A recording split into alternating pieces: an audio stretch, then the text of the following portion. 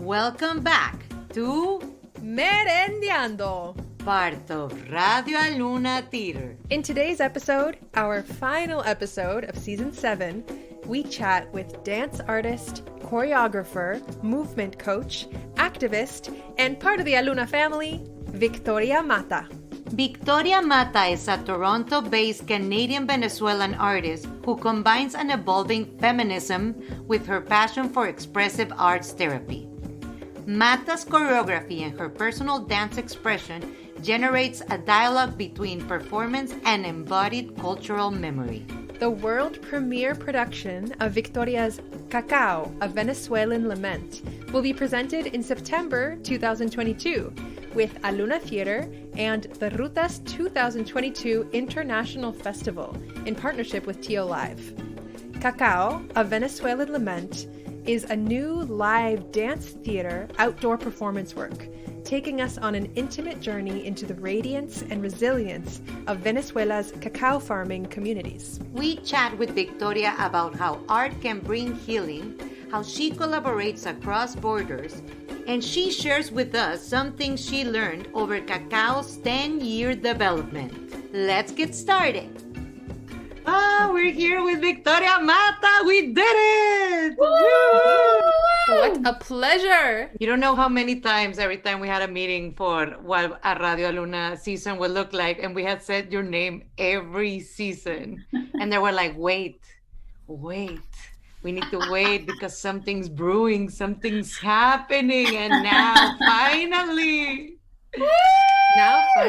This human, when she dances, it's just like, it's so beautiful. It's so amazing. So we were wondering, when was the moment that you, Victoria Mata, fell in love with dance? I love telling this story. It wasn't up to me. So my mother, Milena Josefina Mata Soledad, went out salsa dancing the night before her water broke. And I'm sure she went out dancing many other times while pregnant with me. That's who I blame for my passion for dance. It was baked into you, basically. Yes.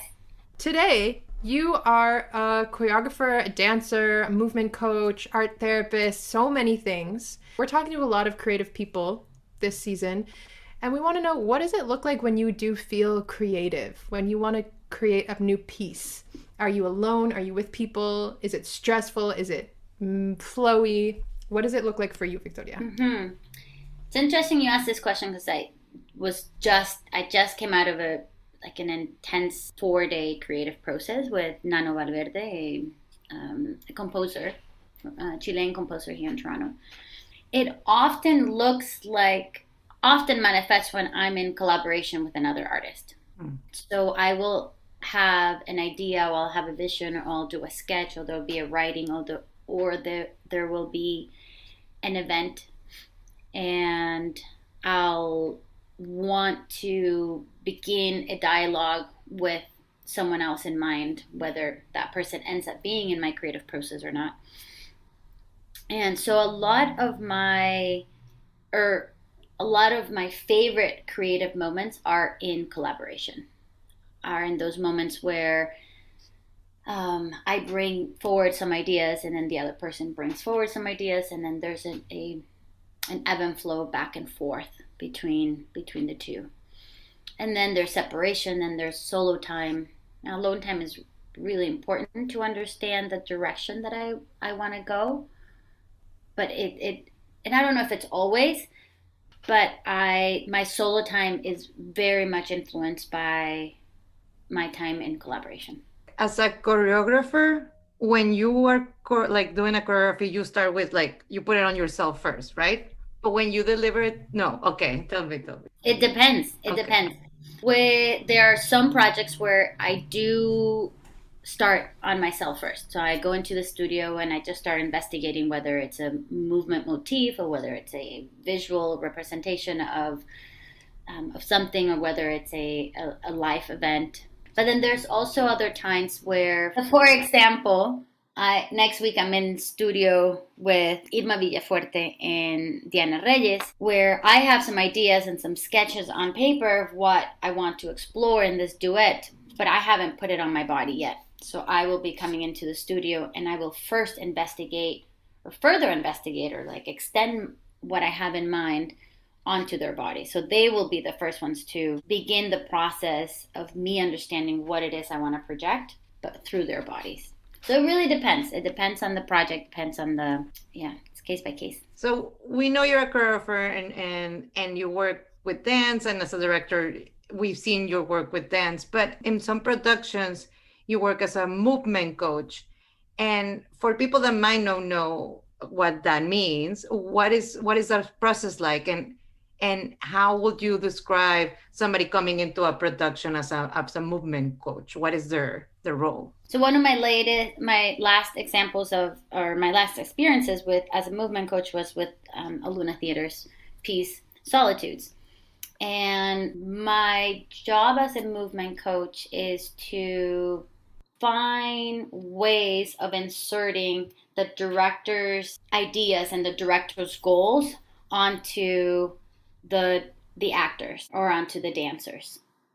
So in Solitudes, for example, was sometimes warming up the dancers and then exploring different ways for the actor to access the material outside of the choreography. So outside of the 1, 2, 3, 4, and then you move your right arm and then you turn, and then when this actor does this, you're going to do this. So outside of that, it's more about what intention, how to be ready, how to come on stage, how to hold on back your emotions, how to access certain emotions, how to also just play on stage in order to get the actor sort of loose and maybe like separate from real life onto stage life. So it has many facets, and I see it as sort of like a director's right hand.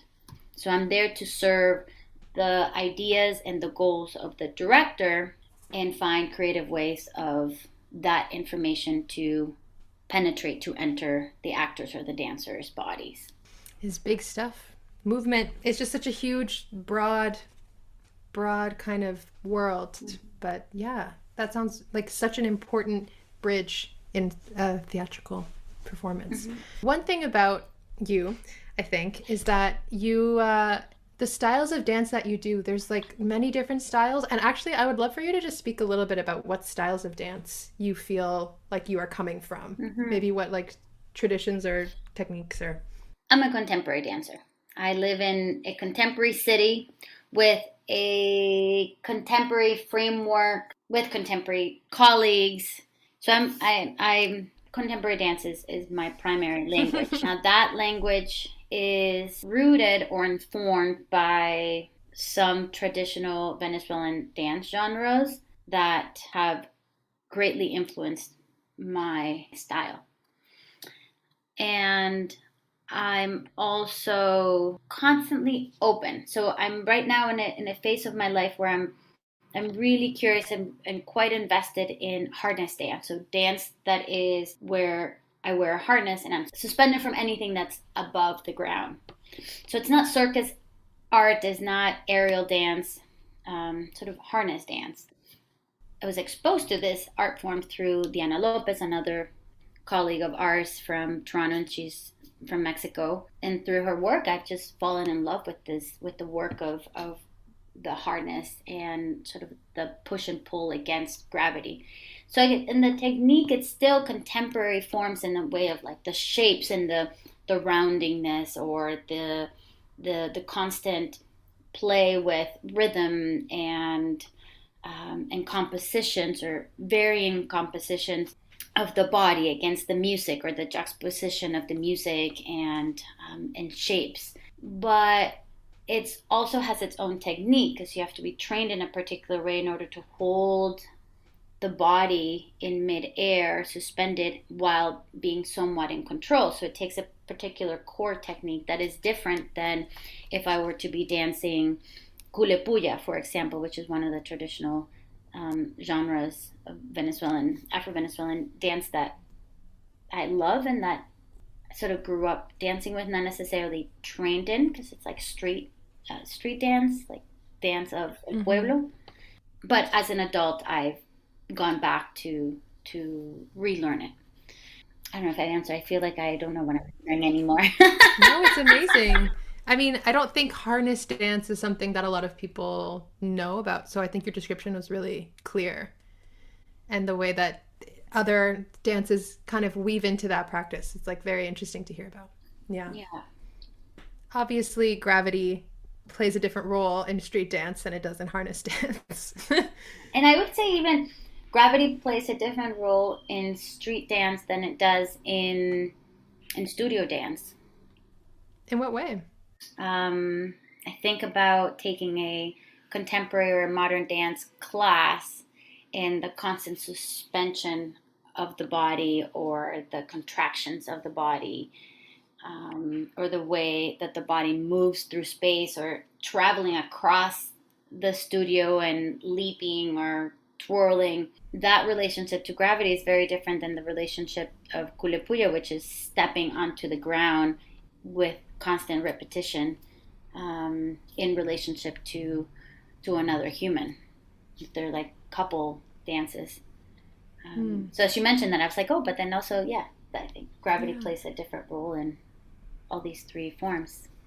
Totally. Yeah, that's so cool. And like, I guess the rooms that you practice contemporary dance in a studio, typically at times, and then like the streets themselves, like the context also plays into gravity and how much space you can take up or what you want to do with your body. Yeah, that's so cool. Talking about spaces and stuff, the pieces I've seen from you is dance, but you also have all the lighting and you also sometimes have projections. How do you incorporate everything? And also most of the pieces I've seen from you, they have a big message. Like it's always like some type of social like happening and it's put in this piece. So how do you combine everything into one show?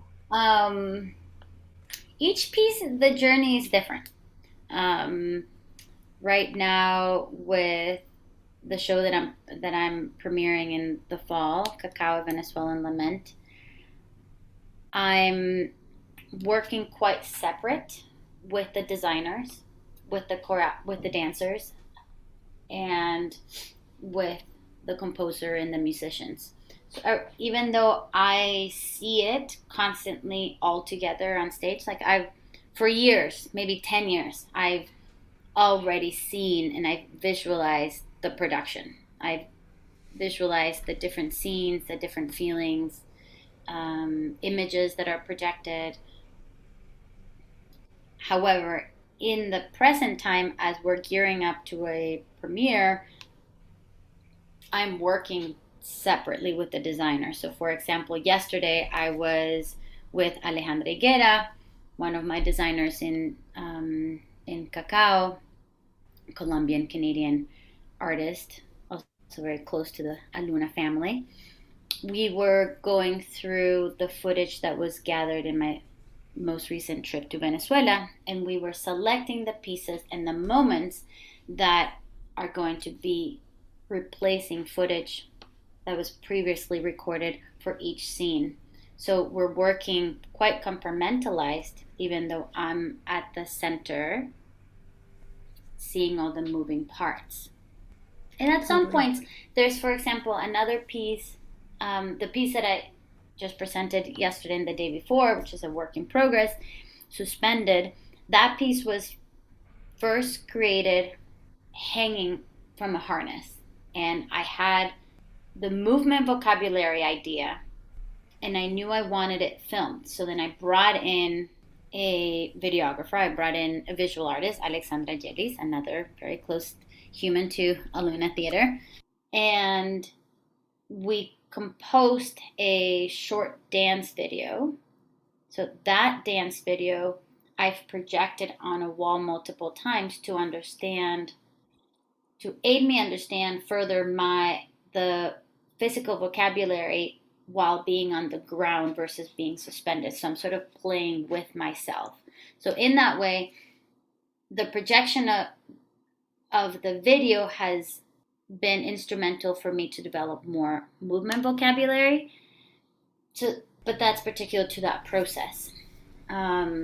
And then whereas a piece I did a really long time ago, Arterias, the focus of the piece was my body. I start with urban clothing, and then I end up semi-nude and my body covered in clay.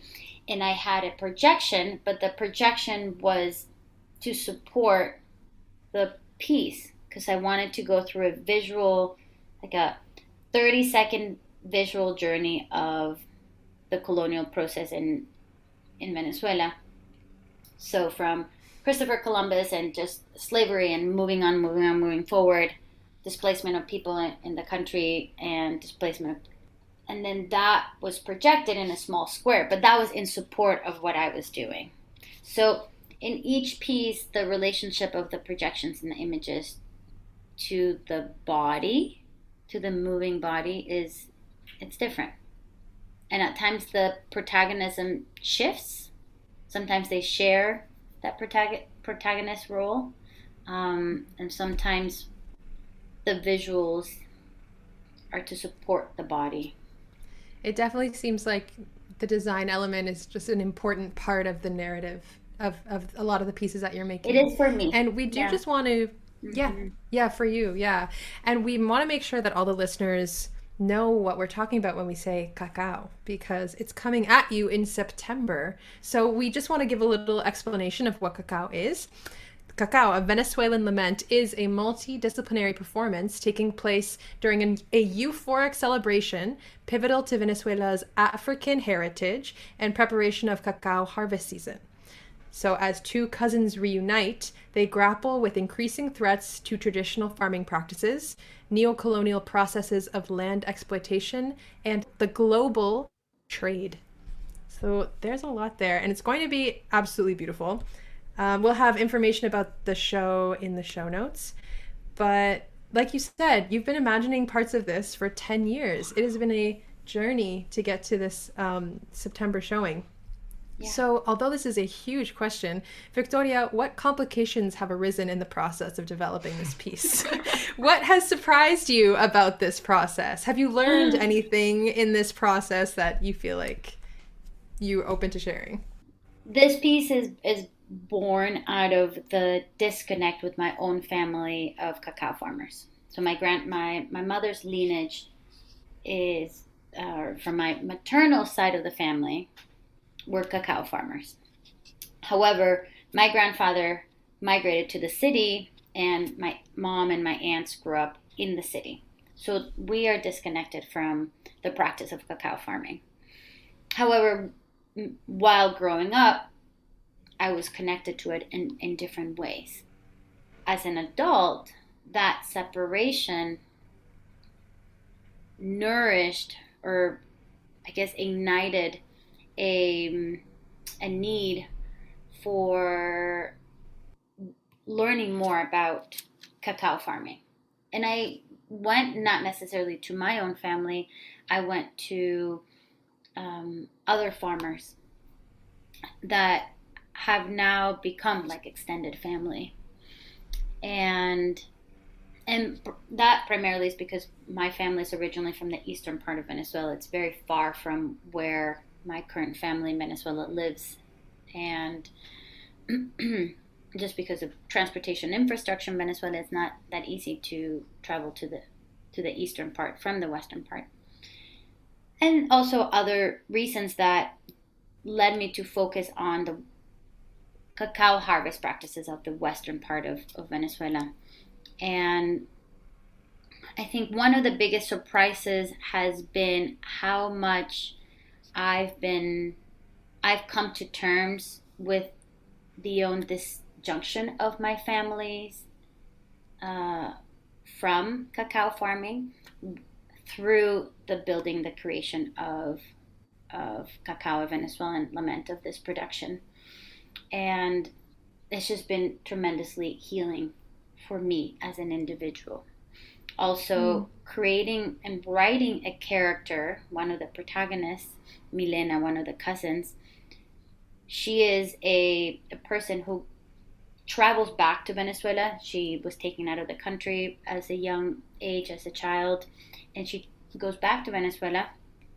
And what she gets to do in the play is what is, I don't know that I will ever get to do. She gets to go back to her family. She gets to fight for the preservation of the land of her family. She gets to reintegrate herself back into the family that she was disjuncted from.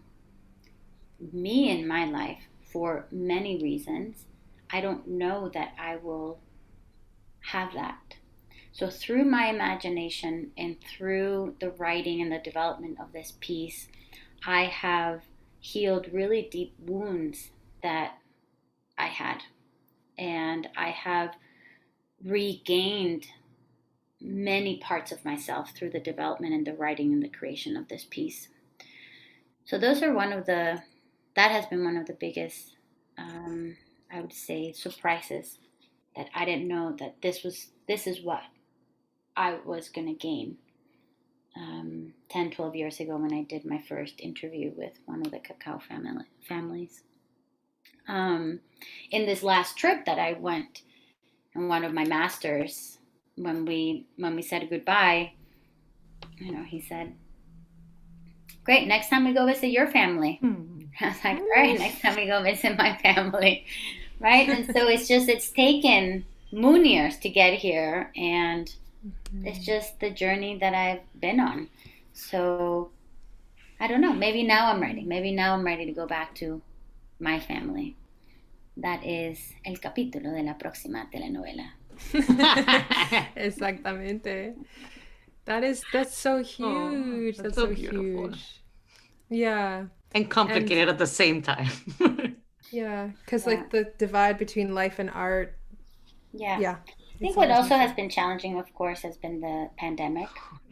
We're putting on a production that has a really big budget, and we're putting on a production with less funding than we expected to, because we had to spend the funding in other ways during the pandemic. So we are at a place where we're developing creative ways of fundraising and little events that continue to nourish the economic stability of the production. So that, I would say, that is one of the biggest challenges, and really working with an amazing producer, Allison Wong, who just keeps the motor of this production going. And in speaking about collaborations, she is fundamental. There's no way I'd be able to do this on my own if it wasn't for bringing on a producer. Shout out to amazing collaborative producers who can get creative and like actually support the art. It's such a beautiful, important craft in itself. Yes, for sure. And so, Victoria, you just, there's so many things, so many threads that you've offered up here. But you have, like, obviously so many important connections here in Toronto with your creative team, but also you live here a lot of the time as well. And then also Venezuela, where your family's from, and also California, and also a few other places that your family also lives. And at least from our perspective, you do live in many places and are traveling between them quite frequently. So how do you sustain and value community and chosen family for yourself? Because there's family, there's chosen family.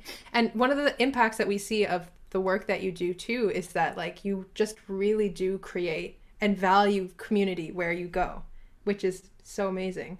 So how do you do that? I don't know. I think I love people's stories. So I value deeply my time with community, with individuals, and community can be one person. It doesn't have to be community, doesn't have to be 30 people. Being patient, the communities and the chosen families that I have built in Venezuela outside of my blood family, it's taken a decade to get to a place where we call each other hermana. Unplanned, but this is where we are now.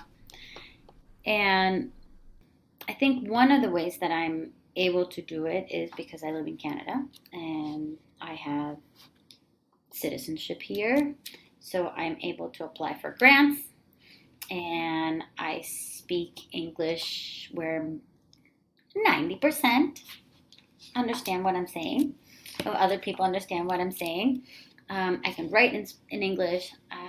So I have a number of privileges that allow me to access the granting world. I also, so I can use that to travel. And it's not vacation traveling, it's traveling for work and traveling to research, for residencies or whatever it may be. Always the artistic experience is at the core. And I would say that that's one of the biggest ways that I'm able to do it. I also, because I have family spread in many parts of the world, my housing costs are low because I can go to my mother's house. I can go to my cousin's house. I can go to my master's house and bring 7 people in with me. So I think there's just like the social capital that I have slowly built. It is because of that social capital also that I'm allowed to move across borders, and because we have such a transient city, Toronto is fairly accessible to sublet one's place or sublet someone else's place, and there's sort of that culture. Yeah, I think if I lived in another country or maybe in another part of Canada, I don't know if it would be the same. That's beautiful. Speaking about traveling, we know you recently traveled to Venezuela. Was it for Cacao? One of my designers, Alexandra Jelis, also happened to be in Venezuela at the same time, so we just made the best of it. And it was incredible. I think one of the biggest gifts from this last trip is that my masters, my teachers, my elders, my collaborators, my associate choreographer, they all gave me the blessings. They all, when I told them we were ready for a premiere, they all said, yes, we're there, we're ready. I was gifted tobacco smoking. I was written a song. It's just many gifts. But yes, for me, of course, but also for the production. And yeah, the path was cleared, and they full on gave me the blessings to show Cacao, to bring and share with Toronto this production that is rooted in real stories from my family, real stories from the masters and the farmers that I've been working with for over a decade, from strangers that pass me by and that are having conversations, and their conversations resonate, and therefore it gets transferred onto the script. So it's an extension of the Venezuela that I have in my heart and in my mind and in my system. And I didn't know that was the reason why I needed to go, and it was absolutely the reason. I don't think I would be able to put on the show if I hadn't received the blessings from my elders and my masters in Venezuela. Yeah, that is so huge. Were you ever consciously working towards that? Or like, was that something conscious for you? From day one, I've always asked a lot of permission. And particularly, I've worked very close with the youngest daughter of one of the elder teachers. She's no longer alive, Belén Palacios, who is a national patrimony of Venezuela. She's the queen of the kitiplas, and los kitiplas are an ensemble of bamboo sticks that are played against either cement or a brick, and they make really beautiful percussive sounds. And Belén Palacios passed on, but she left the legacy of an ensemble of a cappella female singers. And in order for me, right from the very first day that I met Calixta Palacios, who's her youngest daughter, I asked for permission. And Yamile Palacios, who is the granddaughter of Belén Palacios, who has become like an older sister of mine, every time there is a process of asking for permission. And even this time around, also when we went into La Hacienda, we went into the cacao farm, It was, and now we ask for permission from Belén Palacios.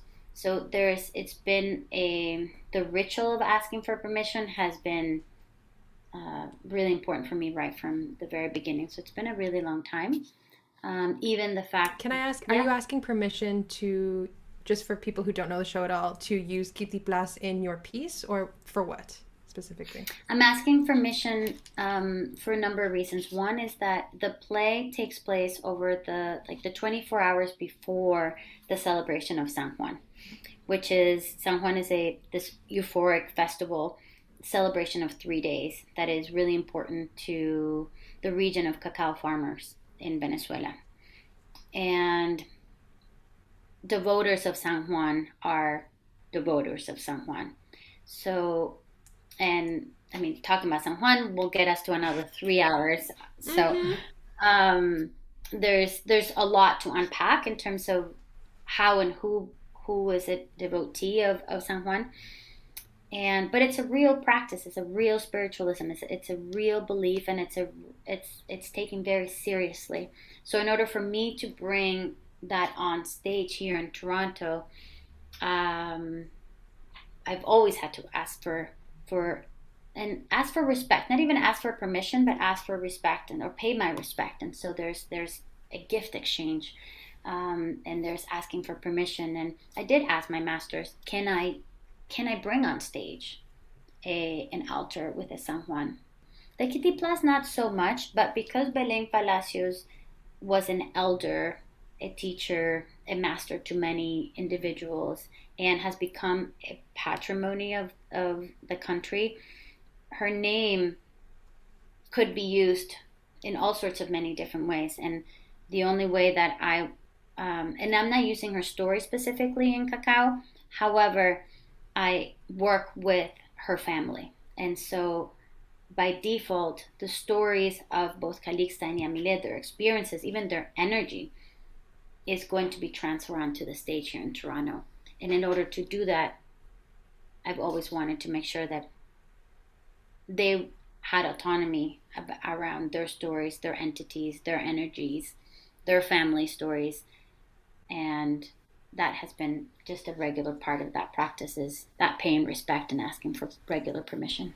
Thank you for sharing that. Yeah. Something that people might know about you, that we know, is that you're in art therapy. So how did you get into art therapy? And what do you hope your art therapy practice looks like in 5 years? I want to have my own art healing center.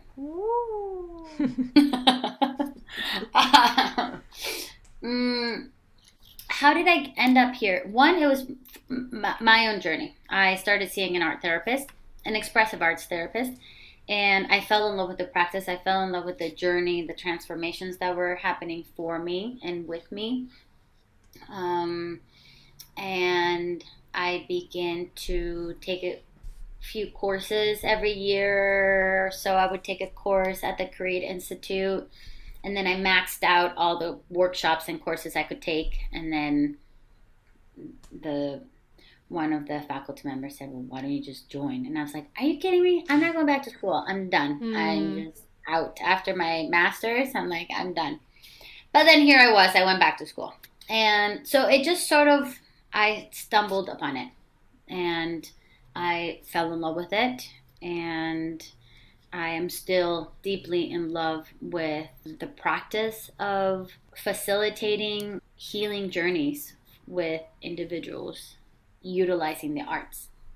I'm so curious what maybe a typical session might look like. Is it different every time, or what kind of? Very different every time. And something really beautiful and central to expressive arts therapy, which is different than art therapy, is that the client, quote unquote, is considered the expert. Oh. So very much the client or the expert is the driver of the experience, is the driver of the journey. So the difference between expressive arts therapy and art therapy there's a number of differences, but one of them is that in expressive arts therapy, we don't interpret art. So if somebody draws a cloud with rain, it doesn't mean that that person is sad. It could mean that there is something really satisfying about the idea of laying on top of a cloud. And when they laid on top of the cloud, they imagined then the cloud would release the moisture, for example. Expressive arts therapy offers a number of ways to look at the art that's being created, and with a lot of curiosity, what comes up for the client. What are the messages that are coming up from the art? How is the client and or the therapist engaging or understanding, impacted by what's being created? It looks very different for client to client. It's very intuitive. It's a very beautiful field. Very beautiful field. That sounds really fascinating. Cool. Yeah. Well, we can't wait to go visit your Healing Arts Center whenever it appears. Sounds amazing.